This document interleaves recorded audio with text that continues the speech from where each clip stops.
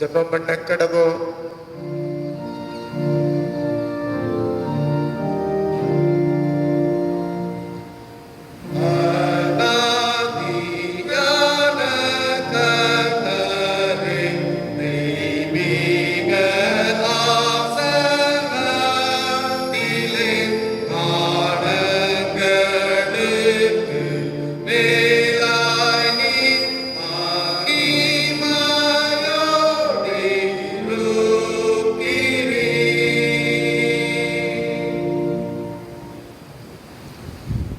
ஆண்டவரே, இந்த மகிழ்ச்சியான பரிசுத்த ஓய்வு நாளின் காலை வேளைக்கால் ஸ்தோத்திரம்.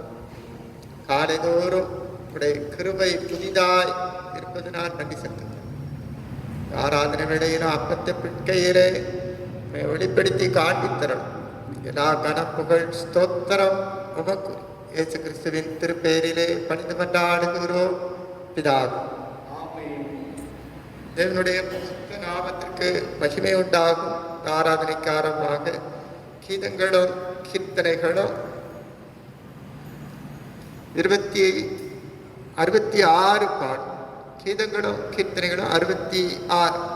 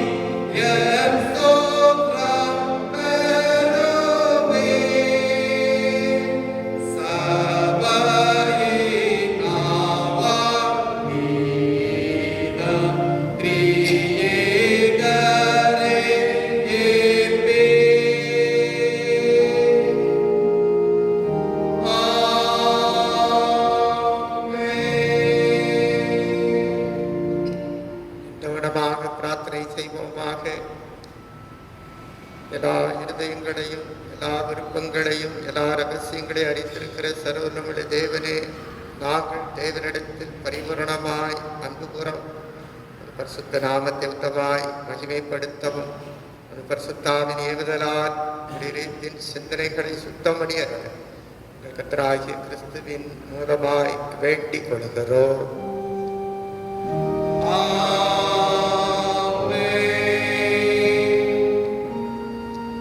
பரிசுத்த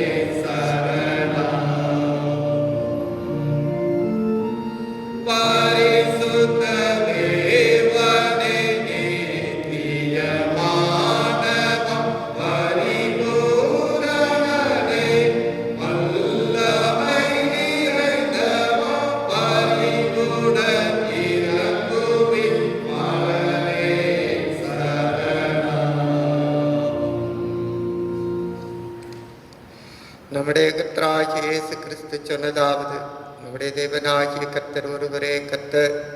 உன் தேவனாகிய கர்த்தரிடத்தில் உன்னுடைய இருதயத்தோடும் உன்னுடைய ஆத்மாவோடும் உன்னுடைய மனதோடும் உன்னுடைய பலத்தோடும் அன்பு கூறுவாயாக என்பதே பிரதான கற்பனை.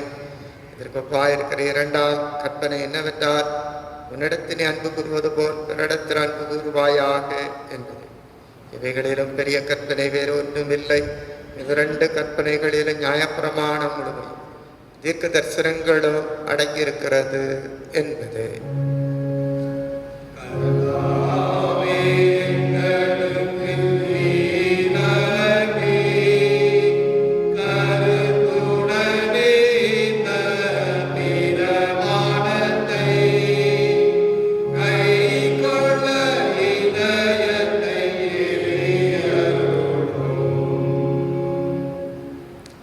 பிரியமானவர்களே, நாம் என்னுடைய மகா பரிசுத்த வசனத்தை கேட்கவும் ஆண்டவருடைய சரீரத்தை இரத்தத்தையும் பெற்றுக்கொள்ளும் கூடி வந்திருக்கிறோம். உத்தம மனஸ்தாபத்தோடு உண்மையான விசுவாசத்தோடு அவரிடத்தை கிட்டிச் சேருவதற்காக தேவனுடைய கிருபையை தேடி முழங்காற்படியிட்டு மௌனமாக நம்மை நாமே சோதித்தறிவோமாக. ஜெபம் பண்ண கிடவோம். உங்கள் பாவங்கள் நிமித்தமுடைய இதயத்தோடு உண்மையாய் மனஸ்தாப்பிட்டு பிறடத்த அன்பும் சிநேகமாயிருக்கும். இனி தேவனுடைய கற்பனைகளை கை கொண்டு புதிதாக்கப்பட்டவர்களாய் அவருடைய பரிசுத்த மார்க்கத்தில் நடப்போம் என்று தீர்மானித்திருக்கிற நீங்கள் நமது ஆண்டவராகிய இயேசு கிறிஸ்துவின் மூலமாய் சரவண கடவுளோடு புறவாகும்படி உங்கள் பாவங்களை மனத்தாழ்மையாய் அறிக்கையிடுங்கள். மனதுர்க்கத்தின் ஆண்டவரே,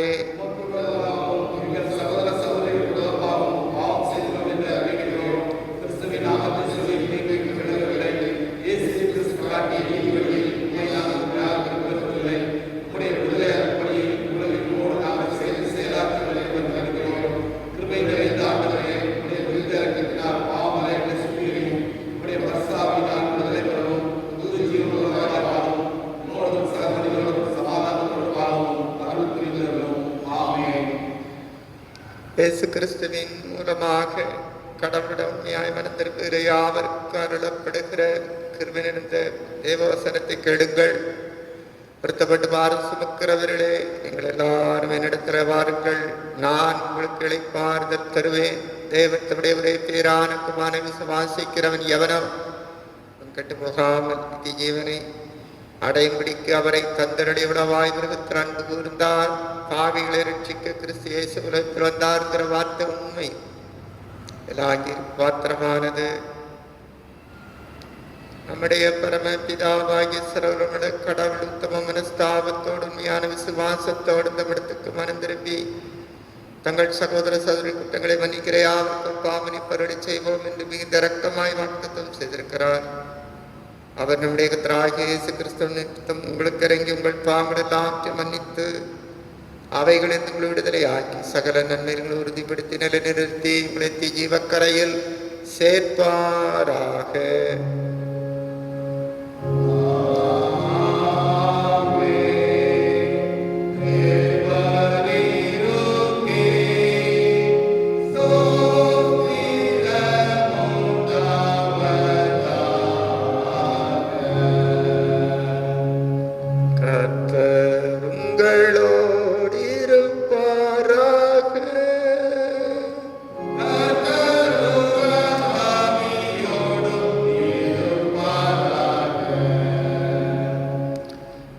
கடவும் பெந்தேகோஸ்தே திருநாளுக்கு பின் 7வது ஞாயிறு சொர்க்க ஜெபம். திருத்துவ திருநாளில் 6வது ஞாயிறு சொர்க்க ஜெபம். இறைவனை பற்றி அறிவதே மெய்யான அறிவு என்பதை உலகத்துக்கு எடுத்துரைக்க செய்தீரே, உமக்கு நன்றி. உம்மை பற்றி முழுமையாக அறிந்து வாழ்வில் அனுபவித்து உணர்ந்து குற்றத்தை எல்லாம் அறிக்கை செய்து குறைகளெல்லாம் நிறைவாக்கி குற்றமற்றவர்களாக முன் நிறுத்தப்பட ஆசீர்வதிக்க வேண்டும் என்று தாழ்மையுடன் வேண்டிக் கொள்கிறோம் அருமை பிதாவே.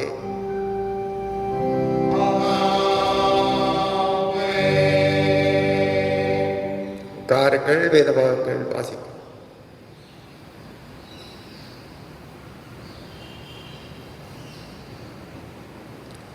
வாசிக்கும்படியாய் தெரிந்து கொள்ளப்பட்ட பழைய ஏற்பாட்டு வேத பகுதி ஆபகுக் தீர்க்கதரிசியின் புஸ்தகம் 2ஆம் அதிகாரம் 1 வசனம் முதல் 14 வசனம் வரை. ஆபகுக் 2 அதிகாரம் 1 வசனம் முதல். நான் என் காவலிலே தரித்து அரணிலே நிலை கொண்டிருந்து அவர் எனக்கு என்ன சொல்லுவார் என்றும் அவர் என்னை கண்டிக்கும் போது நான் என்ன உத்தரவு சொல்லுவேன் என்றும் கவனித்து பார்ப்பேன் என்றேன். அப்பொழுது கர்த்தர் எனக்கு பிரதியுத்தரமாக, நீ தரிசனத்தை எழுதி அதை கடந்தோடுகிறவன் வாசிக்கும்படி பலகையிலே தீர்க்கமாக வரை. குறித்த காலத்துக்கு தரிசனம் இன்னும் வைக்கப்பட்டிருக்கிறது. முடிவிலே அது விளங்கும். அது பொய் சொல்லாது. அது தாமதித்தாலும் அதற்கு காத்திரு. அது நிச்சயமாய் வரும். அது தாமதிப்பதில்லை. இதோ அகங்காரியாய் இருக்கிறானே, அவனுடைய ஆத்துமா அவனுக்குள் செம்மையானதல்ல. தன் விசுவாசத்தினாலே நீதிமான் பிழைப்பான். அவன் மதுபானத்தினால் அக்கிரமம் செய்து அகங்காரியாகி வீட்டிலே தெரியாமல் அவன் தன் ஆத்துமாவை பாதாளத்தை போல் விரிவாக்கிய திருப்தியாகாமல் மரணத்திற்கு சமானமாய் சகல ஜாதிகளையும் தன் வசமாக சேர்த்து சகல ஜனங்களையும் தன்னிடமாக கூட்டிக் கொண்டாலும் இவர்கள் எல்லாரும் அவன் பேரில் ஒரு பழமொழியையும் அவனுக்கு விரோதமான வசை சொல்லையும் வசனித்து தன்னுடையதல்லாததை தனக்காக சேர்த்து கொள்ளுகிறவனுக்கு ஐயோ என்றும் அது எந்த மட்டும் நிற்கும் என்றும் அவன் தன்மேல் களிமண் சுமையை அல்லவா சுமத்தி கொள்ளுகான் என்றும் சொல்லுவார்கள். உன்னை கண்டிப்பவர்கள் சடுதியாய் எழும்பும்போது உன்னை அலக்களிப்பவர்கள் விழிப்பதும் இல்லையோ? நீ அவர்களுக்கு சூறையாகாயோ? நீ அநேகம் ஜாதிகளை கொள்ளையிட்டபடியினால் ஜனங்களின் மீதியானவரும் நீ சிந்தின மனுஷ இரத்தத்தின் நிமித்தம் நீ செய்த கொடுமை நிமித்தமும் உன்னை கொள்ளையிடுவார்கள். தீமையின் வல்லமைக்கு தப்ப வேண்டும் என்று தன் கூட்டை உயரத்திலே வைக்கும்படி தன் வீட்டுக்கு பொல்லாத ஆதாயத்தை தேடுகிறவனுக்கு ஐயோ! அநேக ஜனங்களை வெட்டி போட்டதினால் உன் வீட்டுக்கு வெட்கம் உண்டாக ஆலோசனை பண்ணினாய். உன் ஆத்துமாவுக்கு விரோதமாய் பாவம் செய்தாய். கல்லு சுவரிலிருந்து கூப்பிடும், உத்திரம் மச்சிலிருந்து சாட்சியிடும். இரத்த பலிகளாலே பட்டணத்தை கட்டி அநியாயத்தினாலே நகரத்தை பலப்படுத்துகிறவனுக்கு ஐயோ! இதோ ஜனங்கள் அக்கினிக்கு இரையாக உழைத்து ஜனங்கள் விருதாவாக இழைத்து போகிறது கர்த்தருடைய செயல் அல்லவோ? சமுத்திரம் ஜலத்தினால் நிறைந்திருக்கிறது போல பூமி கர்த்தருடைய மகிமையை அறிகிற அறிவினால் நிறைந்திருக்கும் என்பதே இது ஆண்டவருடைய திருவார்த்தை.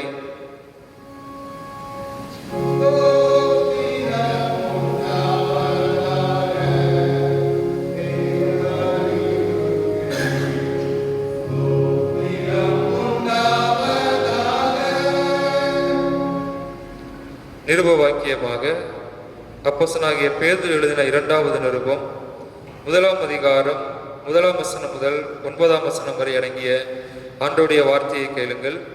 2 பேதுரு 1 அதிகாரம் 1 வசனம் முதல். நம்முடைய தேவனும் இரட்சகருமாயிருக்கிற இயேசு கிறிஸ்துவினுடைய நீதியால் எங்களைப் போல அருமையான விசுவாசத்தை பெற்றவர்களுக்கு இயேசு கிறிஸ்துவின் ஊழியக்காரனும் அப்போஸ்தலனும் ஆகிய சீமோன் பேதுரு எழுதுகிறதாவது, தேவனையும் நம்முடைய கர்த்தராகிய இயேசுவையும் அறிகிற அறிவினால் உங்களுக்கு கிருபையும் சமாதானமும் பெருக கடவது. தம்முடைய மகிமையினாலும் காருண்யத்தினாலும் நம்மை அழைத்தவரை அறிகிற அறிவினாலே ஜீவனுக்கும் தேவ பக்திக்கும் வேண்டிய யாவற்றையும் அவருடைய திவ்ய வல்லமையானது நமக்கு தந்தரிலிருந்தும் அன்றி இச்சையினால் உலகத்துண்டான கேட்டுக்கு தப்பி திவ்ய சுவாபத்திற்கு பங்குள்ளவர்களாகும் பொருட்டு மகா மேன்மையும் அருமையுமான வாக்குத்தத்தங்களும் அவைகளினாலே நமக்கு அருளப்பட்டிருக்கிறது. இப்படி இருக்க நீங்கள் அதிக ஜாக்கிரதை உள்ளவர்களாய் உங்கள் விசுவாசத்தோட தைரியத்தையும், தைரியத்தோட ஞானத்தையும், ஞானத்தோட இச்சை அடக்கத்தையும், இச்சை அடக்கத்தோட பொறுமையையும், பொறுமையோட தேவ பக்தியையும், தேவ பக்தியோட சகோதர சிநேகத்தையும், சகோதர சிநேகத்தோட அன்பையும் கூட்டி வழங்குங்கள். இவைகள் உங்களுக்கு உண்டாயிருந்து பெருகினால் உங்களை நம்முடைய கர்த்தராகிய இயேசு கிறிஸ்துவை அறிகிற அறிவிலே வீணரும் கனியற்றவர்களுமாய் இருக்க ஒட்டாது. இவைகள் இல்லாதவன் எவனோ அவன் முன் செய்த பாவங்களற தான் சுத்திகரிக்கப்பட்டதை மறந்து கண் சொருகி போன குருடனாய் இருக்கிறான் என்பதே இது ஆண்டவருடைய திருவார்த்தை.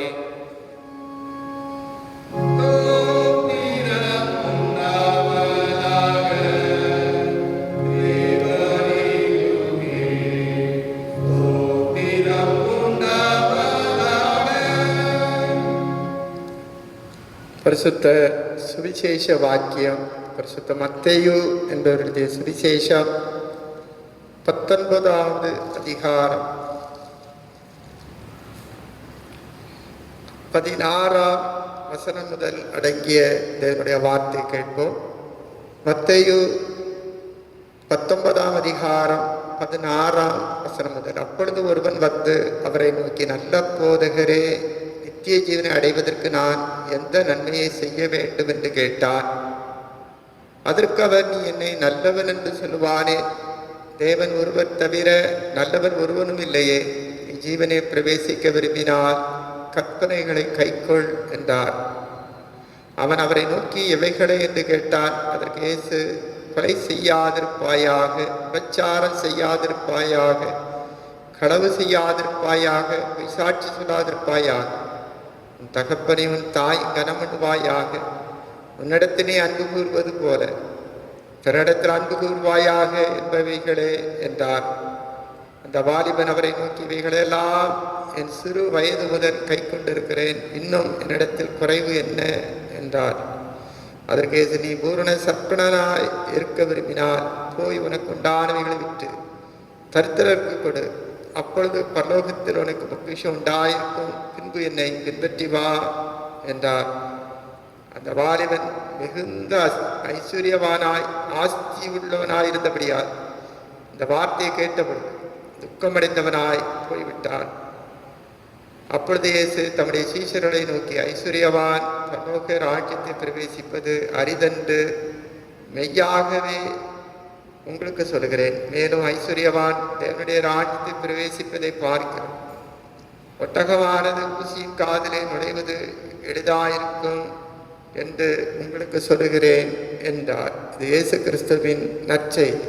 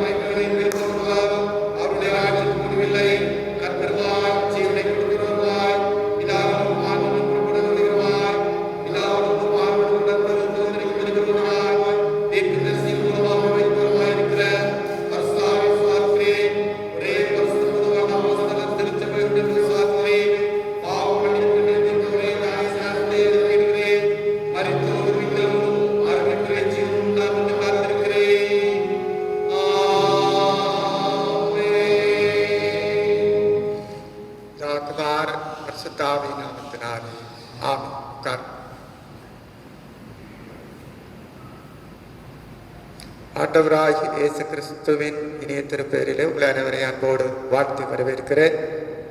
கர்த்தர் கிருபையாக மற்றும் ஒரு புதிய வாரத்திலே, புதிய நாளிலே கர்த்தருடைய சமூகத்திலே கூடி கர்த்தரை ஆராதித்து தொழுது சேவித்து கனமண்ணும் பெரும்பாக்கியத்தை ஆண்டவரும் கொடுத்திருக்கிறார். கர்த்தருடைய பரிசுத்த நாமத்துக்கு எல்லா துதி புகழ் ஸ்தோத்திரம் உண்டாவதாக. திருவசனம், இறையியல் கல்வி. கமாலியலின் பாதத்தருகே வளர்ந்து முன்னோர்களுடைய வேத பிரமாணத்தின்படியே திட்டமாய் போதிக்கப்பட்டு இன்றைய தினம் எங்கள் எல்லாரும் தேவனை குறித்து வைராக்கியம் உள்ளவர்களாய் இருக்கிறது போல நானும் வைராக்கியம் உள்ளவனாய் இருந்தேன். அப்போஸ்தலர் 22ஆம் அதிகாரம் 3ஆம் வசனம். இந்த வாரத்திலே பிறந்த நாளை கொண்டாடுவருடைய பெயர்களை வாசிக்கிறேன். தி இவாஞ்சலின் கிரேஸ், வி லூக், திருமதி எஸ்தர் ராணி 22/7, எஸ்தர் ராணி 22/7, திருமதி தெரேசா சுந்தரபாய் 22/7, ஜோஸ்லின் கிறிஸ்டினா 24/7, டாக்டர் ரூத்ஃபஸ் 25/7, ஆன்சி 26/7, திரு ஆசி ஆனந்தராஜ் 26/7, திருமதி நியூலி. இவர்கள் இந்த வாரத்திலே பிறந்த நாளை கொண்டாடுகிறார்கள். பிறந்த நாளை கொண்டாடுகிற அருமையான பிள்ளைகளை கர்த்தர் ஆசீர்வதிப்பாராக. இப்பொழுது கொயர் பார்த்து பாடுவார்.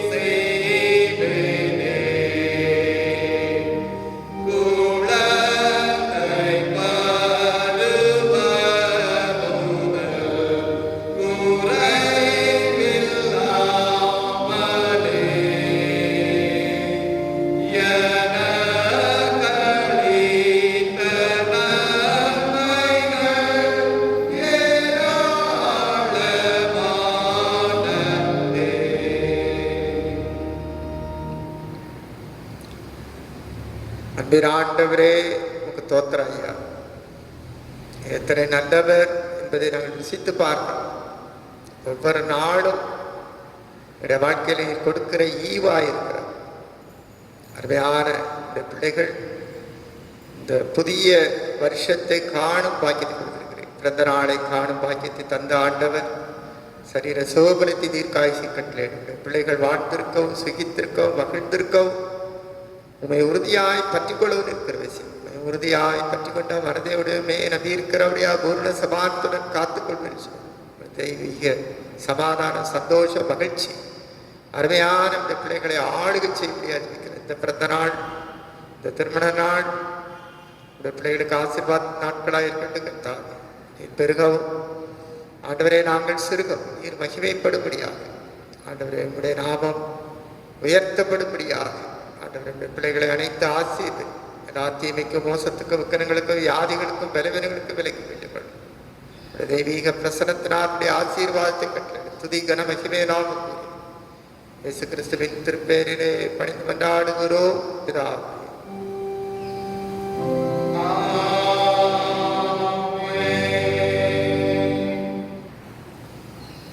மறுபடியும் தேவனுடைய நாமத்திற்கு மகிமையாக கீதங்களும் கீர்த்தனை 420 பாட்டு.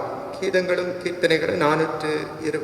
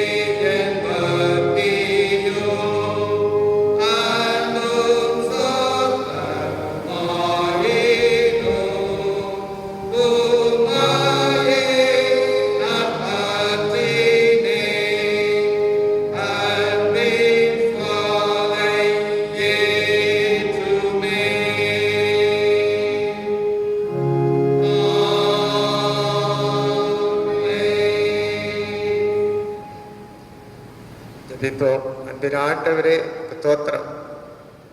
இந்த புதிய நாளிலும் ஒரு வேத வசனங்களை தியானிக்கிற மிகப்பெரிய கிருபைகளை கொடுத்திருக்கிறீர். கர்த்தாவே, உடைய சமூகத்திலே எங்களை தாழ்த்தி ஒப்புக்கொடுக்கிறோம். ஆண்டவரே, இந்த வேதத்தின் அதிசயங்களை பார்க்கும் இதயத்தின் கண்களை திறந்தரும். இயேசு கிறிஸ்துவின் மூலம் ஜெபிக்கிறோம் பிதாவே.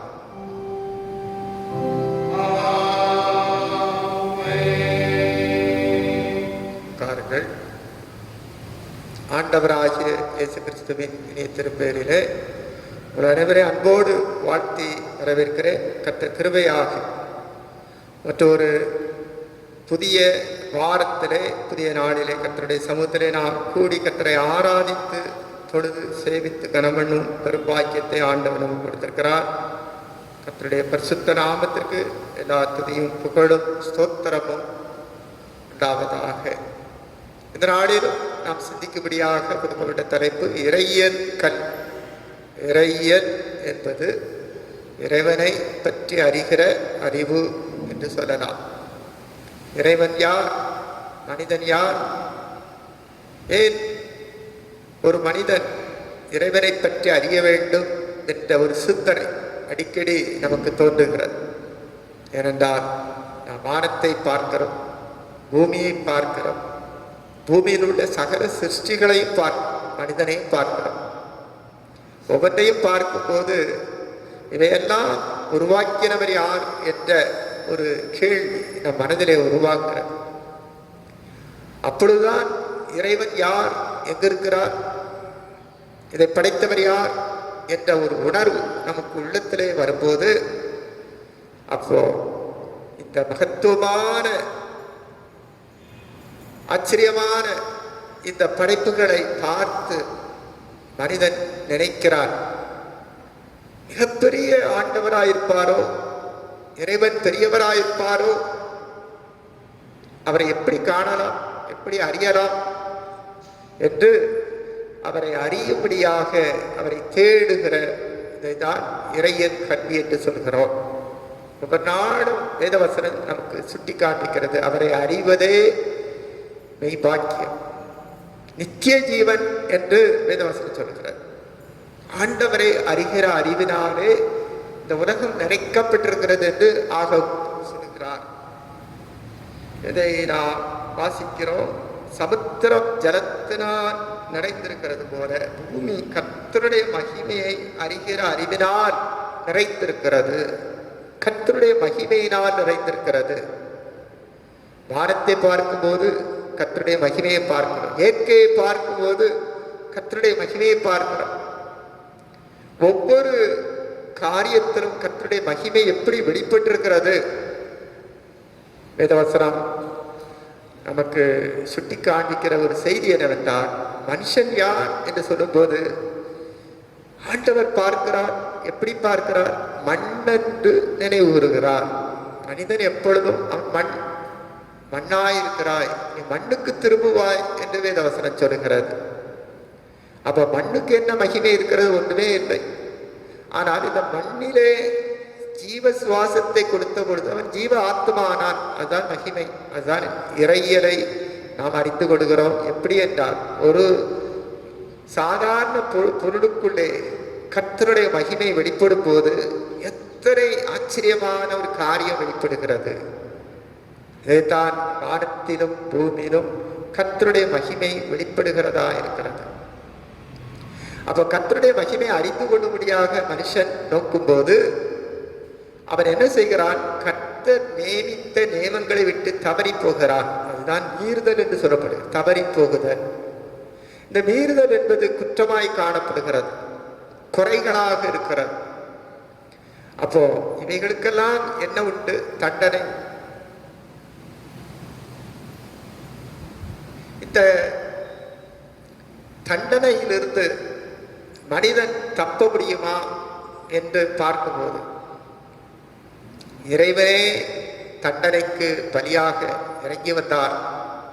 அவர் தம்முடைய ஒரே பேரான குமாரனாகிய இயேசு கிறிஸ்துவை அனுப்பி கொடுத்தார் என்று நமக்கு வெளிப்படுத்துகிறது வேதவசனம். இந்த ஆபகுக் தீர்க்கதரிசி பார்க்கும்போது உலகத்திலே அநீதியானது, பாவமானது பெருகி ஆட்கொண்டு இருக்கிறது, இதுக்கு ஒரு நீதி நியாயம் இல்லையே என்று அவர் அங்கலாய்த்து பார்க்கிறார். பாவம் செய்த இஸ்ரவேலை விட அநீதியும் அக்கிரமும் செய்து மனிதனை மிகவும் விதித்து போடுகிற அல்லது நியாயம் தீர்க்கிற ஒரு சக்தியாக பாபிலோன் காணப்பட்டது. அப்பொழுது தீர்க்கதரிசி என்ன பார்க்கிறார்? அநீதி ஆளுகை செய்கிறது, இந்த மனிதன் எப்படி விதிக்கப்படுகிறான், இன்னொரு சக்தியினாலே மனிதன் விதிக்கப்படுகிறானே, அவனும் பாவம் செய்தவனாத்தானே இருக்கிறான் என்று இங்கே பார்க்கும்போது அவர் இறைவனை நோக்கி கூப்பிடுகிறார். சுத்த கண்ணரே, இந்த அநீதியான காரியத்தெல்லாம் நீர் எப்படி பார்த்து கொண்டு இருக்கிறேன், சகித்து கொண்டு இருக்கிறேன். வேத வசனம் இங்கே சொல்கிறது, கர்த்தருடைய வசனம் தரிசனம் அங்கே வெளிப்படுகிறதை பார்க்கிறோம். தீர்க்கதரிசிக்கு வெளிப்படுகிறது. என்ன, எப்படி வெளிப்படுத்துகிறார் என்று சொன்னார்? கர்த்தருடைய மகிமை எங்கு நிறைந்திருக்கிறது. அவர் பரிசுத்தத்தை மாத்திரம் பார்ப்பதில்லை, துன்மார்க்கத்தையும் பார்க்கிறார், அநீதியையும் பார்க்கிறார், பாவத்தையும் பார்க்கிறார். இந்த பாவத்தின் பரிகாரத்தை அவர் வெளிப்படுத்தி காண்பிக்கிறார். என்ன என்று சொன்னார்? நீதியை நிலைநாட்டுவேன்.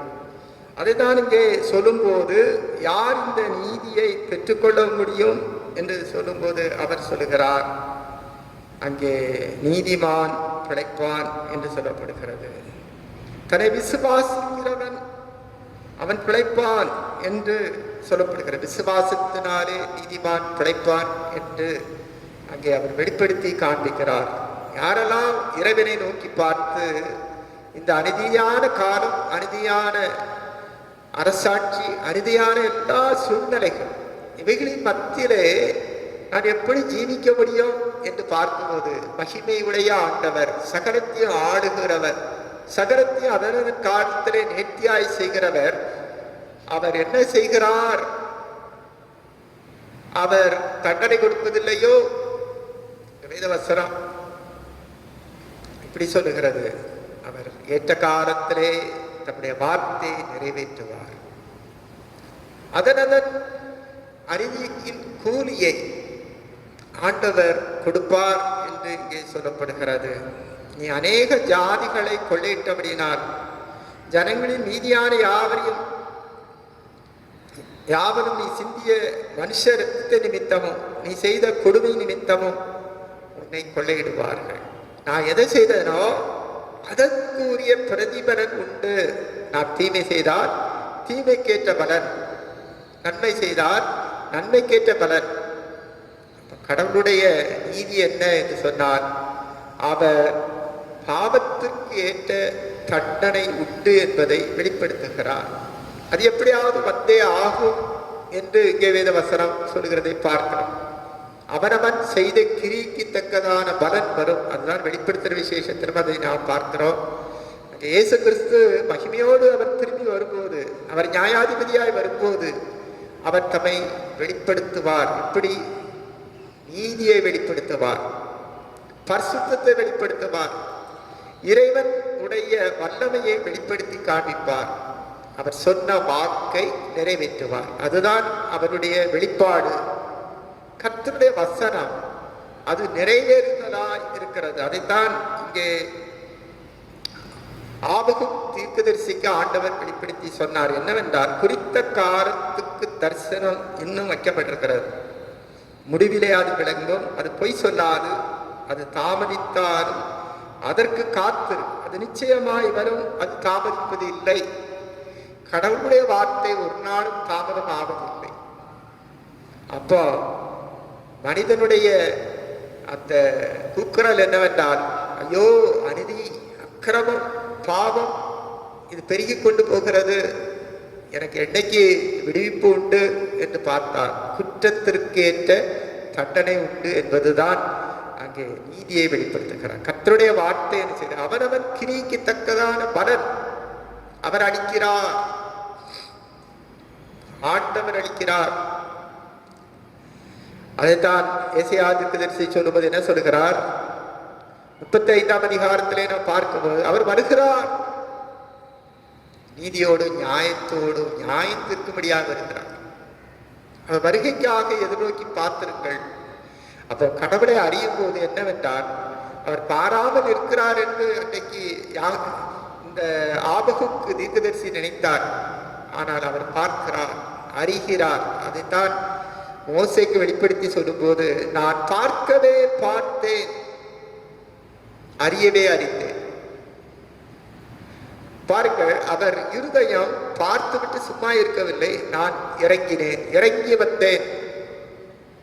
எதற்கு? விடுவிக்கும்படியாக, பாவ அடிமைத்தனத்திலிருந்து, பாவ குற்றத்திலிருந்து மனிதனை விடுவிக்கும்படியாக வந்தேன் என்றார். விடுதலையின் ஆசீர்வாதத்தை கொடுக்கும்படியாக வந்தேன். அடுத்து நாம் பார்க்கிறோம் என்னவென்றால், குறைகளையும் ஆண்டவர் காண்கிறார். நம்ம அநேக சமயத்தை நாம் நினைக்கிறோம், எனக்கு என்ன குறை இருக்கிறது, நான் குறை உள்ளவன் அல்ல என்று நாம் நினைக்கிறோம். நாம் எப்பொழுதுமே வேதவசனம் நமக்கு சொல்லுகிறது, நாம் எல்லாரும் பாவம் செய்து தேவனுடைய மகிமையை அற்று போனோம், குறை உள்ளவர்கள். அப்ப தேவனுடைய மகிமையை அற்று போனவன் மனிதன். ஆண்டவர் மகிமையை கொடுத்திருந்தார். வேதவசனம் சொல்லுகிறது, அவரை எப்படி சிருஷ்டித்தார்? தேவதூதரிலும் சற்று சிறியவனாய் சிருஷ்டித்தார். அவ்வளவு மகிமையும் கனத்தையும் கொடுத்தார். இந்த பூமியையும் பூமியில் உள்ள யாவையும் ஆளுகின்ற மிகப்பெரிய ஆசீர்வாதத்தை கொடுத்தார். சகலமும் அவன் காலுக்கு கீழாக கொண்டு வந்தார். அதுதான் மகிமை. ஆனால் இந்த மகிமையை அவன் என்ன செய்து போனானாம்? இழந்து போனான். பாவம் செய்த போது தேவனுடைய மகிமையை அற்று போனோம். அப்ப குறைவுள்ளவனாய் மாறிவிட்டான்.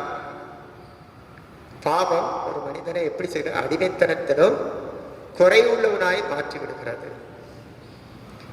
நாம் அதைத்தான் இயேசு கிறிஸ்து ஓமையாய் சொல்லும்போது, தகப்பனோடு இருந்த குமாரன், அவன் ரொம்ப செல்வந்தனாய் இருந்தான், அதிகாரமுடையவனாய் இருந்தான், எல்லா மகிமையும் அவனுக்கு இருந்தது. ஆனால் எப்பொழுது தகப்பனுடைய அன்பை விட்டு விலகி போனானோ அப்பொழுது வேதவசனம் சொல்லி அவன் குறைவுபட தொடங்கினான். அடிக்கடி சொல்லுவோம், கெட்ட குமாரன் என்று சொல்லிக் கொண்டிருக்கிறோம். உண்மையிலே நாம் தான் கெட்ட குமாரனாய் இருக்கிறோம்.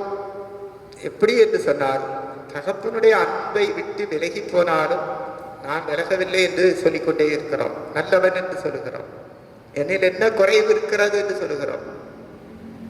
ஆனால் அந்த மகன் தூரதேசம் போய் எல்லாவற்றையும் தகப்பனுடைய ஆஸ்திகளை அடித்து போட்ட போது அவன் குறைவு விட தொடங்கினான். இங்கே ஒரு வாலிபன் ஓடி வருகிறான். நல்ல போதகரே, இந்த நித்திய ஜீவனை பெற்றுக்கொள்ள நான் எந்த நன்மை செய்ய வேண்டும்? ஆண்டவர் கேட்டார், கற்பனை கைக்கொள். ஆமையா, நான் சிறு வயதிலிருந்து கற்பனைகளெல்லாம் ரொம்ப தெளிவாய் பெற்றிருக்கிறேன், அதை கை கொண்டு இருக்கிறேன். இன்னும் என்னில் என்ன குறை இருக்கிறது? அப்ப ஆண்டவர் சொன்னார், அன்பு கூர்ந்து ஆண்டவர் ஒரு காரியத்தை சொன்னார், உன்னுடைய ஆஸ்தியை விற்று ஏழைகளுக்கும் எளியவர்களுக்கும் கொடுத்து விடு, அதன் பின்பு என்னை பின்பற்றி வா என்று சொன்னார். எனக்கு இந்த ரெண்டும் பிடிக்கவில்லை. ஆஸ்தியை கொடுக்கவும் பிடிக்கவில்லை, ஆண்டவரை பின்பற்றவும் விரும்பவில்லை. வெறுமையாக நான் கை கொள்ளுகிறேன் என்று சொல்லிவிட்டு அவன் நின்றுவிட நினைத்தான். ஆனால் ஆண்டவர் அவனிடத்தில் அன்பு கூர்ந்து சொன்னார், எல்லாவற்றையும் விட்டு விட்டு வந்துரு, நித்திய ஜீவன் உனக்கு கொடுக்கப்படும். அப்போ ஆண்டவர் நிமித்தம் யாரும் இழந்து போவதில்லை. ஒருவன் தன் தகப்பனையாவது தாயாவது வீட்டையாவது மனைவியாவது பிள்ளைகளையாவது கர்த்தருடைய நாமத்திற்காக கர்த்தருடைய காரியத்துக்காக இழந்து போனார். ஆண்டவர் என்ன சொன்னார், நான் 100 அத்தனையாக இந்த உலகத்திலே நான் கொடுப்பேன், மறுமையிலே நித்திய ஜீவனை கொடுப்பேன்.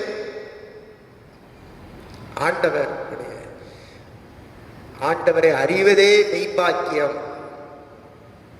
இறையியல் என்ன சொல்லுகிறது, கற்றுக் கொடுக்கிறது என்று சொன்னால், நான் எப்படி இறைவனை அடைவது, அந்த நித்திய ஜீவனை பெற்றுக்கொள்வது, பரலோகத்துக்கு எப்போ போகலாம், எப்படி போகலாம், அதற்கு வழி என்ன, மார்க்கம் என்ன என்று சொன்னார். வேதவசனம் சொல்லுகிறது, அவர் சொன்னவைகளை கை கொள்வது. குறைகள் கை கொண்டு இருக்கிறேன் என்று சொல்லும் போதே ஏதோ ஒன்றை நான் இழந்து நிற்கிறேன் என்பதை பார்க்கிறேன். குறைவு என் இடத்துல இருக்கிறதை நாம் காணவில்லை, ஆனால் ஆண்டவர் பார்த்து சொல்லுகிறார், ஒட்ட குறைவு இருக்கிறது, இந்த காரியத்திலே தவறிவிட்டார். நாம் அதுதான் வெளிப்படுத்துகிற விசேஷத்திலே அங்கே திருச்சபையை பார்த்து சொல்கிறார். அந்த திருச்சபை என்ன சொல்லுகிறது, நான் நிறைவுள்ளவன், எனக்கு இன்னும் ஒன்றும் குறைவில்லை என்று. நான் ஐஸ்வர்யவான், எனக்கு ஒன்றும் குறைவில்லை. நான் என் பார்வை தெளிவாயிருக்கிறது, எனக்கு குறைவில்லை. நான் எல்லாவற்றிலும் நிறைவாயிருக்கிறேன் என்று நினைத்துக் கொண்டிருக்கும் போதே ஆண்டவர் சொன்னார், உன்னிடத்திலே குறைவு இருக்கிறது. என்ன, நீ தரித்திரனாயிருந்தும் உன்னை ஐஸ்வர்யவானாய் நினைத்துக் கொண்டிருக்கிறாய். உன் பார்வை சரியில்லை, கண் தெரியல, ஆனால் என்ன செய்ய, எனக்கு நல்லா தெளிவாய் தெரியுது. ஆண்டவர் சொல்லுகிறார், உன் கண்ணுக்கு கலிக்கம் போட வேண்டும், உன் பார்வை சரியில்லை. உன்னுடைய ஒவ்வொரு காரியமும் செயல்பாடும் சரியில்லை என்று ஆண்டவர் பார்க்கிறார். மனுஷன் பார்க்கிற விதமாய் நான் பார்ப்பதில்லை என்று ஆண்டவர் சொல்றார். மனுஷனோ முகத்தை பார்க்கிறார், தேவனோ இருதயத்தை பார்க்கிறார். இந்த இறையியல் அதுதான். ஆண்டவர் பார்க்கிற விதம் வித்தியாசமா இருக்கிறது, மனுஷன் பார்க்கிற விதம் வித்தியாசமா இருக்கிறது. மனுஷன் பார்க்கும்போது ஒன்றும் குறையே இல்லை, ஒரு தப்பு செய்யல, அவன் தன்னை பார்க்கிறான், நான் சரியா இருக்கிறேன். அன்றைக்கு காயினோ அதுதான் நினைத்தான். ஆண்டவர் என்னுடைய காணிக்கையை ஏற்றுக்கொள்ளவில்லை, அதற்கு நான் ஒரு காரியம் செய்வேன், என் சகோதரனை கொண்டு போடுவேன். சகோதரனை கொண்டு போட்டாலும் அது பாவமில்லை என்று நினைத்தான், குறைவில்லை என்று நினைத்தான். எப்போ போல ஆண்டவருடைய சமூகத்திலே நின்றான். ஆனால் ஆண்டவர் சொன்னார், அவன் இரத்தம் பூமியிலிருந்து கூப்பிடுகிறது. ஒரு சகோதரனை எங்கே என்று கேட்ட பொழுது எனக்கு தெரியாது என்று சாதாரணமாக நின்று கொண்டிருந்தான். குறைவை அவன் அறியாதபடிக்கு ஆராதனைக்குள்ளே வந்திருக்கலாம், ஆண்டோடைய சமூகத்துக்குள்ளே வந்திருக்கலாம்.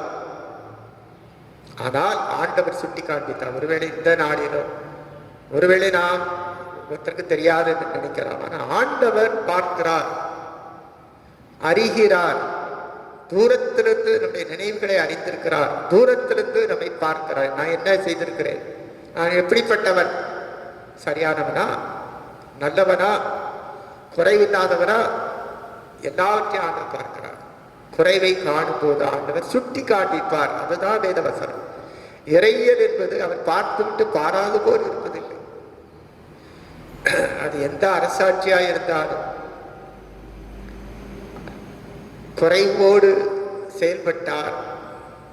அன்று ஆண்டவர் அவர்களை அழிவுக்கு நேராக அனுப்புகிறதை பார்க்கிறோம். பாபிலோன் தேசத்திலே இஸ்ரவேல் ஜனங்கள் சிறைப்பட்டு போனபோது அவர்களை எப்படி நடத்தினார்கள் என்பதுதான். மிகவும் பயங்கரமான முறையிலே அவர்களை அடித்து கொண்டு போட்டார். கர்ப்பமான ஸ்திரீகளை அவர்கள் நினைத்தார்கள், கீறி போட்டார்கள். சின்ன பிள்ளைகளை எடுத்து அவர்கள் தரையிலே அடித்து போட்டார், காலை பிடிச்சி தரையை அடித்து போட்டார், அப்படியெல்லாம் கொண்டு போட்டார். அப்போ ரத்தம் என்ன செய்ததுன்னா ஆறாய் ஓடியது. பாருங்கள், அநேக ஜனங்களை வெட்டி போட்டதனால் உன் வீட்டுக்கு வெட்கமுண்டாக ஆலோசனை பண்ணினாய், உன் ஆத்மாவுக்கு விரோதமாய் பாவம் செய்தாய். கல்லு சுவரிலிருந்து கூப்பிடும், உத்திரம் மச்சிலிருந்து சாட்சியிடும்.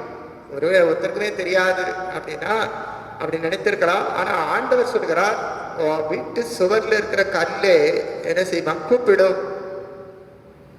அன்றைக்கு காயின் ஆபேலை கொண்டு போது நிலத்திலிருந்து அந்த ரத்தம் தேவனை நோக்கி கூப்பிட்டது.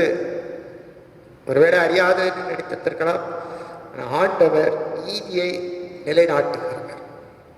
இன்றைக்கும் ஆண்டவர் இறையியல் என்பது அதுதான். அது என்ன அநீதி உலகத்திலே நடந்தாலும் அதுக்கு முடிவு உண்டு. எப்படினாலும் நடந்தாலும் ஆண்டவருடைய வார்த்தை அதுதான் சொல்லுவோம். முடிவு உண்டு, நீ வெட்கப்பட்டு போவாய், கர்த்தருடைய மகிமைக்கு உண்பதாக. அன்றைக்கு பாபிலோன் வெட்கப்பட்டு போனது, அது தரைமட்டமானது. அதனுடைய பெருமை, அதனுடைய எல்லா விதமான காரியமும் ஒரே நாளிலே அழிந்து போனது. அப்போ பெருமை உள்ளவருக்கு தேவன் எதிர்த்து நிற்கிறார், தாழ்மை உள்ளவர்களுக்கு கிருபை அளிக்கிறார். அவனை தாழ்த்தி ஆண்டவரிடத்திலே என்னுடைய பாவம் பெரிது, என் குற்றம் பெரிது, நான் குறைவு உள்ளவன், நான் ஒட்டுக்கு உதவாதவன். உண்மையிலே சொல்லப்போனார், இந்த எபிரேய பாஷையிலே இருந்து பிரிக்கப்பட்ட இந்த மண் என்ற வார்த்தை என்னவென்றால் வெறும் டஸ்ட் தான். Man is a dust. அப்போ மண்ணையாவது இதுக்காக பயன்படுத்துறாங்க. டஸ்ட் என்று சொல்கிற தூசி.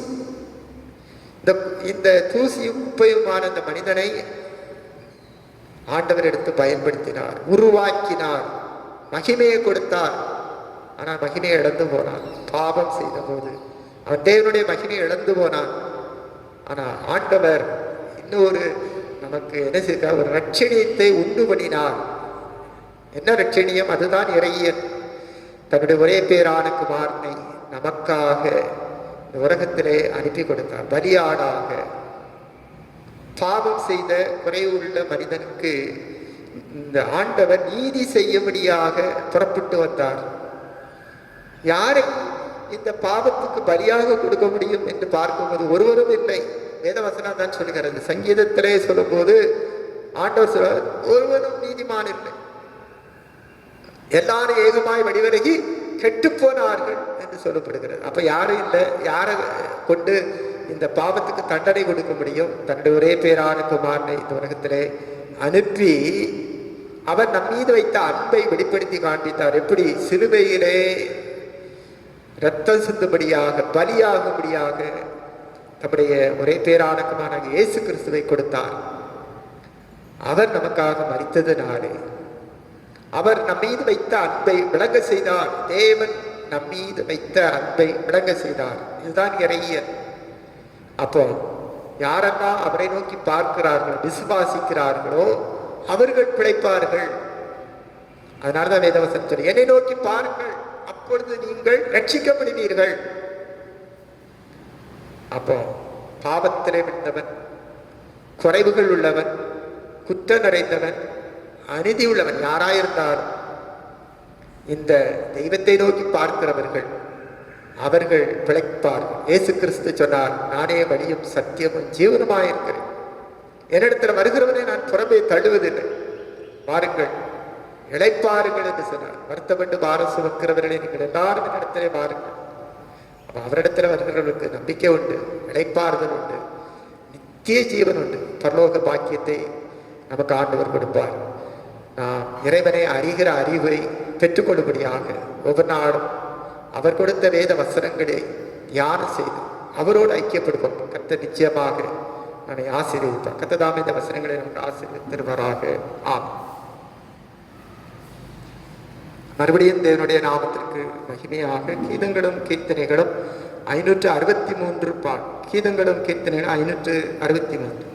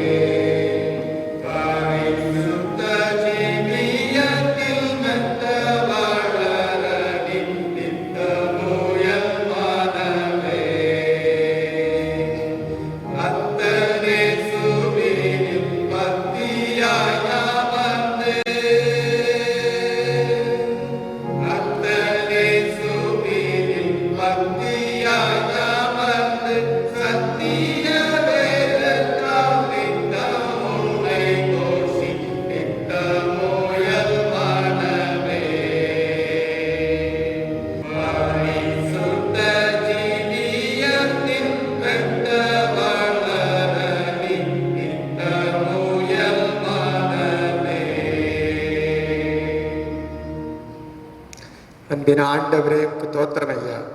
இந்த சமுத்திரம் நாங்கள் படைத்திருக்கிற காணிக்களையும் ஸ்தோத்திர காணிக்களையும் பொருள் காணிக்க அங்கீகரித்து ஆசீர்வதி. ஆண்டவரே நாங்கள் குறைவுள்ளவர்கள் தான். ஆண்டவரே இப்படி சமுத்திரம் நிற்க தகுதியற்றவர்கள் தான். குப்பையிலிருந்து ஆண்டவரே குப்பையிலே படுத்துக் கொள்கிறவர்கள். ஆண்டவரே குப்பையாக ஆண்டவரே மதிக்கப்படுகிறவர்கள். நீர் எங்களை குப்பையிலிருந்து உயர்த்துகிற ஆண்டவர், எங்களை பரிசுத்தப்படுத்துகிற ஆண்டவர், நித்திய ஜீவனாலும் மகிமையினாலும் அலங்கரிக்கிற ஆண்டவர். இப்பொழுது எங்களையும் இந்த காணிக்கை அங்கீகரித்து ஏற்றுக்கொண்டு உடைய நாம மகிமைக்காக அங்கீகரித்து ஆசீர்வதி. துதிகனமை மேலாமக்கூடியது எங்களையும் இந்த காணிக்கையை ஏற்றுக்கொண்டு எல்லாம் உடையவைகள் ஒரு கரத்திலிருந்து வாங்கி மக்கே கொடுக்கிறோம். இயேசு கிறிஸ்துவின் திருப்பெயரிலே பணிந்து மன்றாடுகிறோம் பிதாவே.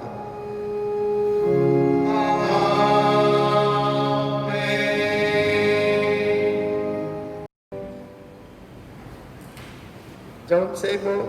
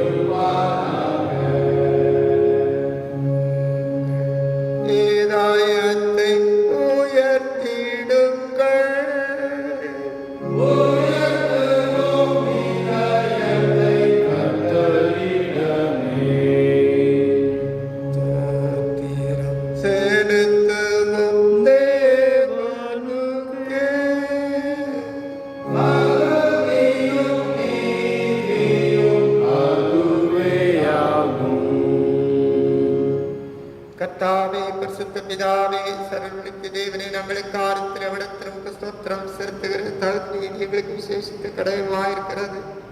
முதுகுமாரங்கள் ஆண்டவருமாகிய இயேசு கிறிஸ்துவின் மூலமாக நீர் வானங்களை பூமியில் ஆட்சி சிருஷ்டித்து மனுக்குறந்தவன் சாயலா உண்டாக்கிறேன். நாங்கள் பாவத்தில் விழுந்த போது புது சிருஷ்டி முதல்வனாக நீரங்களை மீட்டுக் கொண்டே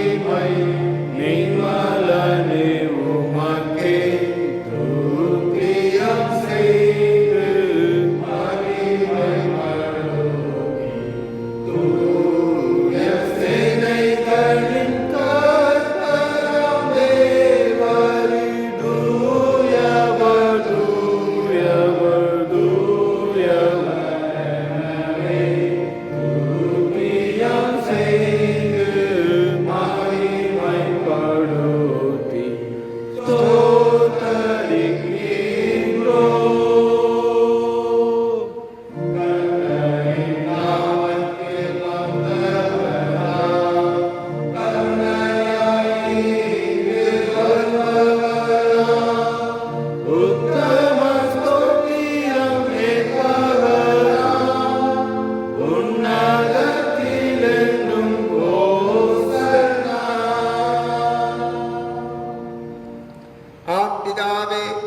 பரிசுத்த நீ ஸ்தோத்திரிக்கப்பட்டவர்.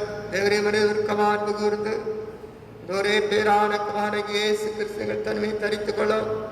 சிலுவையிலே மரித்தவர்களை மீட்டுக் கொள்ள அவரை தந்துள்ளீரே. அவர் சிலுவையிலே ஒரே தினம் தம்மை தாமியக பலியாய் கொடுத்து சர்வலோகத்தின் பாவனை நிவர்த்தி செய்வதற்கு நிறைய பூர்ண போதமான பலியும் காணிக்க பரிகாரத்தை செலுத்தணும் அல்லாமல் அருமையான மரணத்தை இன்னைக்கு நினைப்பட்டு ஞாபகத்தை நினைத்து தாம் திரும்ப வரும் பணம் நாங்களது அனுசரித்து வரும்படி தம் பிரசுத்த சுவிசேஷத்தை கட்டளையிட்டாரே. இயேசுதாம் காடி கொடுக்கும் என்று ஆத்திரிகிறேன். அப்பத்தை எடுத்து ஸ்தோத்திரம் பண்ணி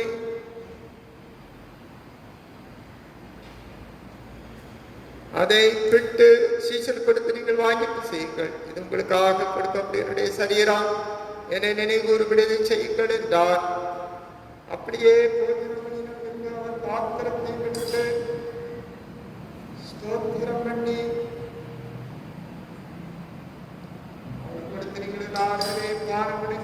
இது பாவனி புண்ணாமணி உங்களுக்கு சிந்தப்படுகிற புது உடன்படிக்குரிய ரத்தம்.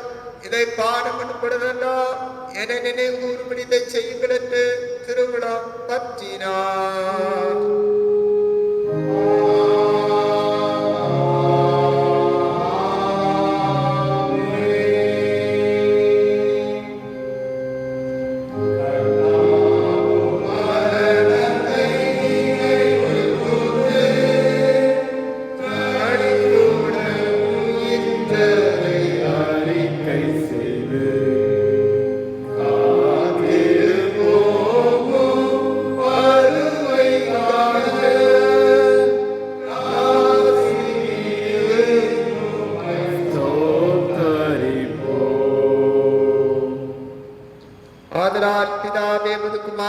ஆண்டவரை அருமையான பாடுகளையும் மரணத்தையும் மைமையான வித்தடுதலையும் பரவே நினைவு கூர்ந்து முதடியார்களாகிய நாங்களுடைய கட்டளையின்படி அவர் வருகையை நோக்கி நவர்களாய் இதை செய்கிறோம். அவரை நீங்களுக்காக நிறைவேற்ற பூரண மீட்புக்காக உமக்கு நன்றி செலுத்துகிறோம்.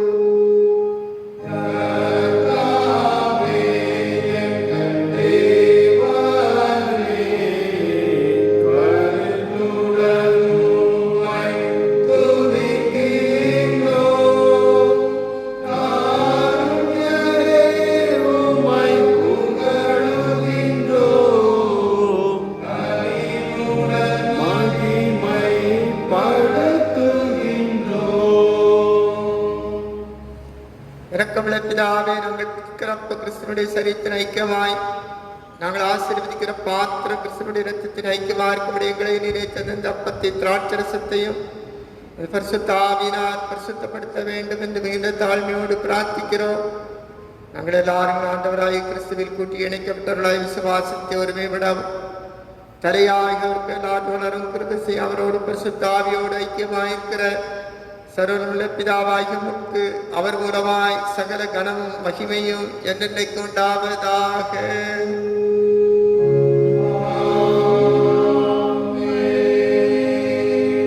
நமது ரட்சகராய கிறிஸ்து கற்பித்தபடி அவர் நம் கருணப்படி தைரியத்தோட சுலபமாக பரமண்டலங்களில் இருக்கிற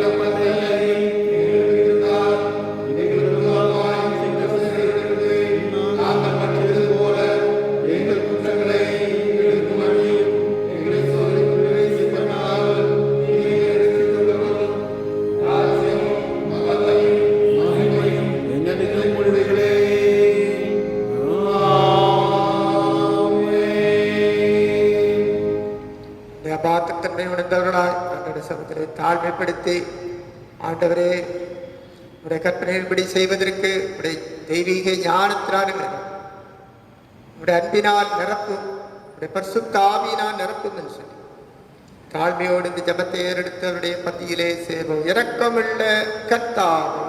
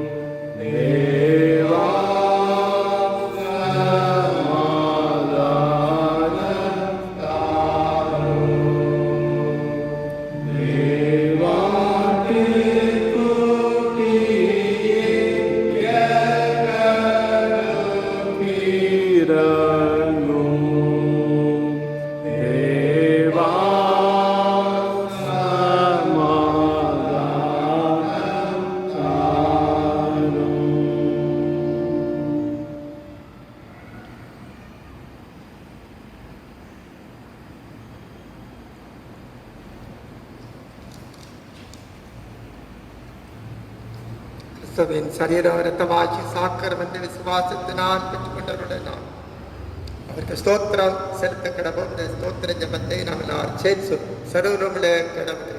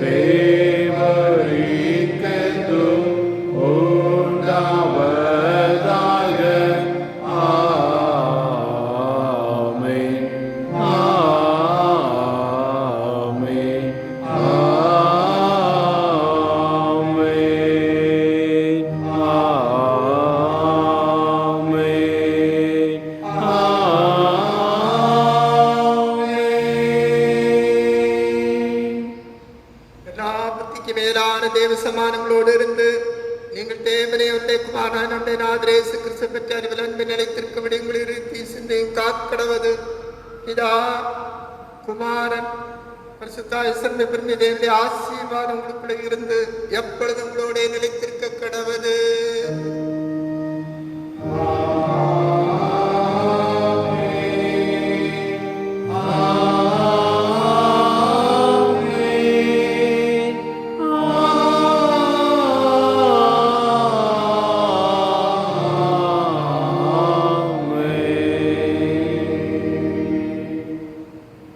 முடிவு கீதமாக கீதங்களும் கீர்த்தனைகளும் 38 பாடல். கீதங்களும் கீர்த்தனைகளும் 38.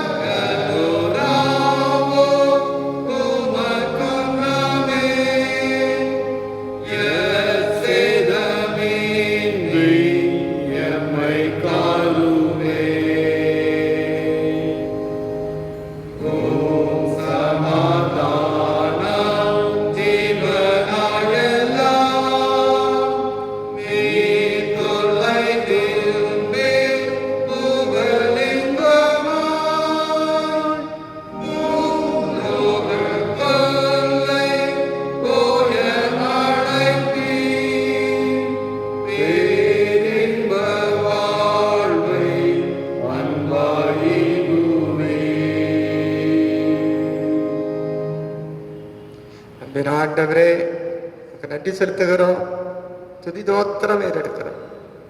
உண்மை அறிந்து கொள்ளும் பெரும்பாக்கியத்தை கொடுத்தீர். உடைய சமூகத்தில் வந்தோம், எங்களை தாழ்த்தி கொடுத்தோம்.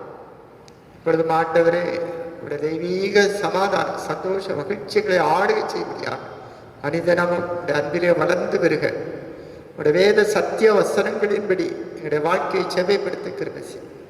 எல்லா தனமும் புகழும் ஸ்தோத்திரமும் உமக்கு உரியது, எல்லா மகிமையும் துதியும் உமக்கே உரியது. எங்களை தாழ்த்தி அர்ப்பணிக்கிறோம். எங்களை ஆசீர்வதித்து அனுப்பும். இயேசு கிறிஸ்துவின் திருப்பெயரிலே பணிந்து மன்றாடுகிறோம் பிதா.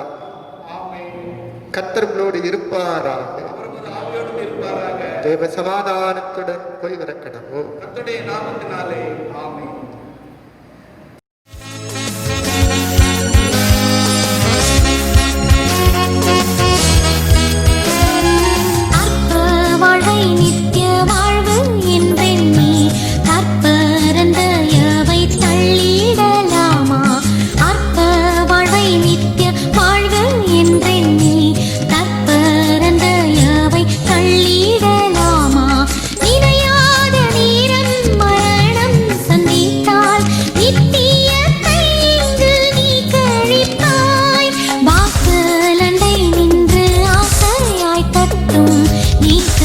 Jesus.